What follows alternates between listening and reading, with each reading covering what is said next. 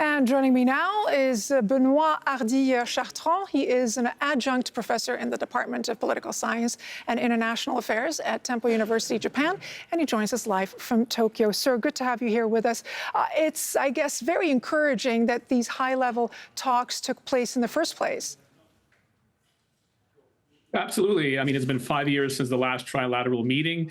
In the meantime, we have seen a lot of diplomatic activity between the United States, South Korea, and Japan. There's been a reinforcement of that trilateral relationship. So certainly on the side of China, there was a desire, as well, of course, on the side of Japan and South Korea. But for China, it was very important to kind of revitalize this trilateral cooperation between the two countries, given the current circumstances where the region is beset by a large number of diplomatic tensions.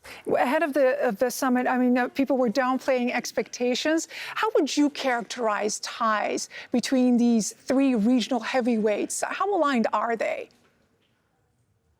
Yeah, I think there were good reasons to lower our expectations of the meetings. Mine were fairly low as well, and I don't think that way. I don't think I was very disappointed or surprised by the outcome of the meeting. Now, regarding your question on the how could we characterize the trilateral relationship, one important trend in trilateral relationship, and I briefly mentioned that earlier, is the fact that over the last year or two, South Korea and Japan have tremendously reinforced their relationship. And this was after years and years of tensions due to history, to various other issues. And the United States for a very long time has been trying to get Tokyo and Seoul to talk. So their rapprochement has been an important development, and something, of course, that China is not very happy to see. So that's one of the many reasons why this summit was important, for China to try to make sure that Japan and South Korea don't get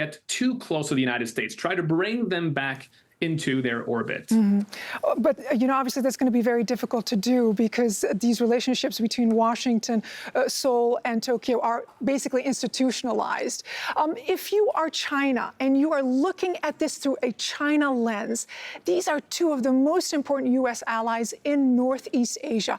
How has the U.S. approach to the region affected strategic partnerships? Oh, it's been. I mean, the United States is the country that looms the largest when it comes to Chinese foreign policy. So, of course, the American approach to the region has been extremely influential in how China approaches the bilateral relationships between all of these countries. Remember that, as you mentioned, these are two close U.S. allies: 50,000 U.S. troops in Japan, close to 30,000 in South Korea. So, from the perspective of the decision makers in Beijing, having the United States being such an important partner to these countries and having been able to reinforce trilateral cooperation has been bad news, because it makes it more difficult for Beijing to advance its interest in the region. And hence, once again, the importance of this trilateral meeting. But once again, as I mentioned earlier, not that many outcomes, not that many important announcements beyond the restart of FTA negotiations. And maybe we will see more of these meetings taking place in the future. Benoit Hardy-Chartrand, thank you so much for speaking to us. Greatly appreciate it. Thank you.